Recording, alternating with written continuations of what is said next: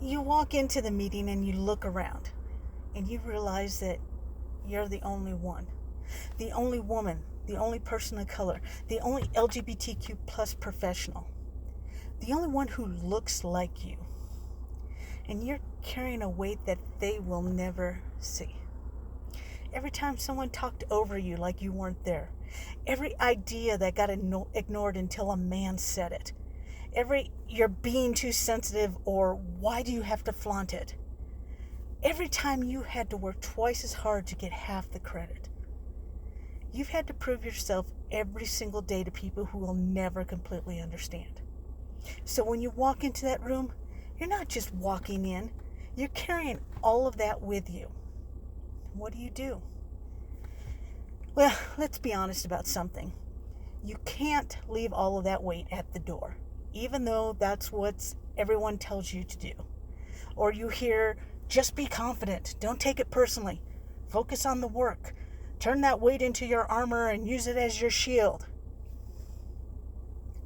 I'm not going to use platitudes like that, because armor is still heavy, and a shield keeps you guarded. It's easy to say that when you've never had to fight to be heard. That weight makes you cautious. It makes you second guess yourself. It makes you wonder if you can actually trust the people in the room. Because you've learned the hard way that not everybody wants you there. You see, society has taught some of us to be passive, to be nice, that people who are liked are the only ones that get invited to the party. But this is business, and you're there for a reason. Because the other thing nobody tells you, that most of the time you're not going to get asked what you think. They're not going to say, what's your perspective on this? They're just going to talk. And you're going to sit there thinking, should I speak up? Will I sound aggressive? Should I wait my turn? You're waiting for permission that's never going to come. Because the people in that room, they've never had to wait for permission. They've never had to prove they belong. They just speak. So here's what you do. You speak anyways. Not because they asked, because you know something they don't. Now, here's what's true. You know that you know what you're doing. You've proven it over and over again. You've earned the certifications. You've done the work. You've solved the problems. You know your stuff. But it's hard to lean on that when you're in a room full of people who have never had to fight to be seen. Who've never been told, your kind doesn't like that. Or you've never been accused of making excuses when you point out what's actually happening. They don't carry what you carry. And sometimes that's hard to trust what you know. So let me remind you, the fact that it's hard doesn't mean you're wrong. The fact that you're guarded doesn't mean you're not qualified. The fact that you second guess yourself doesn't mean you don't know what you're doing. It means you've been in rooms where people dismissed you, and you're still here. Now, I'm not going to tell you to leave the weight at the door, because you can't. You can't unhear, you only got hired here because of fill in the blank. You can't forget the times you were told, why don't you just take notes while we figure this out? You can't pretend it doesn't sting when someone says, oh, come on, it's not that bad. The weight is real. But here's what's also real. You're in that room because you're good at what you do. Not because someone felt sorry for you. Not because they needed to check a box. Because they need what you know. Companies with diverse leadership teams report 19% higher innovation revenue. Companies in the top quartile for diversity are 25% more likely to have above average profitability. That's not charity, it's business. Different perspectives solve problems faster.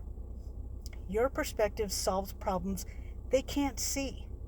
So yes, you're carrying weight, but you're also carrying expertise they don't have. You know how to read a room because you've had to. You know how to navigate hostility because you've faced it. You know how to see problems from angles they've never considered because you've lived experiences they haven't. That's not a burden. That's a skill set. So what do you do when you're the only one in the room? You show up anyways. Not because it's easy, not because they make you feel welcome, not because you let go of all of that weight.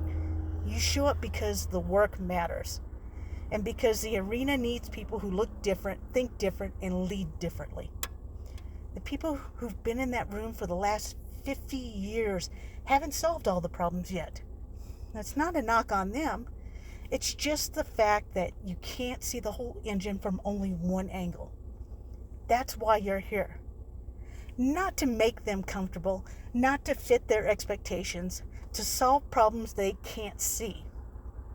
You need both iron and your instinct. Your iron, your skills, your knowledge, your technical competence. That's what got you in the room. Your instinct, your ability to read people to see what's really happening, to know when something's off. That's what makes you a leader. Don't trade one for the other. Show both.